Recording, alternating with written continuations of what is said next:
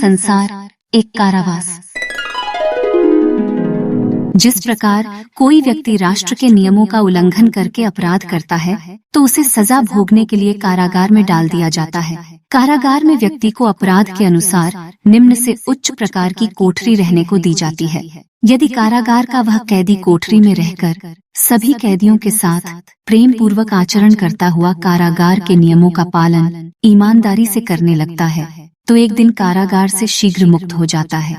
ठीक उसी प्रकार हम सभी जीव भगवान के परम धाम के निवासी हैं और यह संपूर्ण संसार भगवान के परम धाम का एक कारागार है और इस कारागार में 84 लाख प्रकार की योनि है जिन्हें शरीर रूपी कारावास कोठरी कह सकते हैं। इन सभी योनियों में मनुष्य शरीर रूपी सर्वोच्च कोठरी है।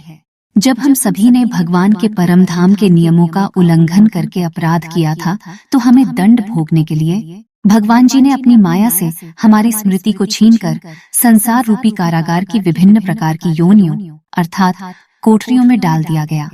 हम सभी उन 84 लाख योनियों में से निम्न कोटि की विभिन्न योनियों के शरीरों में दंड भोगकर मनुष्य रूपी सर्वोच्च योनि के शरीर को प्राप्त कर चुके हैं। यदि अब हम संसार रूपी प्रकृति के नियमों का पालन ईमानदारी से करेंगे तो हम दंड से शीघ्र मुक्त हो सकते हैं।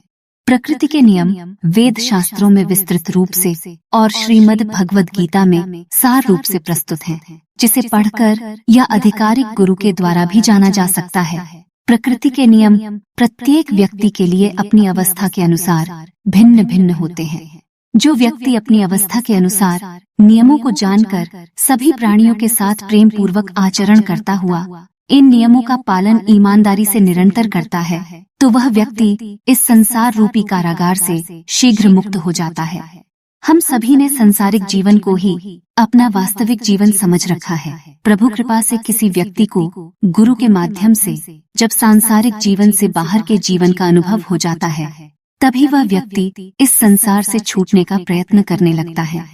इसलिए हम सभी को अपनी अवस्था के अनुसार प्रकृति के नियमों का पालन ईमानदारी से करने का प्रयत्न करना चाहिए, जिससे हम सभी से ऐसे अपराध न हो जाए कि हमें पुनः 84 लाख योनियों में से निम्न कोटि की योनि रूपी शरीर में डाल दिया जाए। Please subscribe to our channel and do not forget to press the bell icon.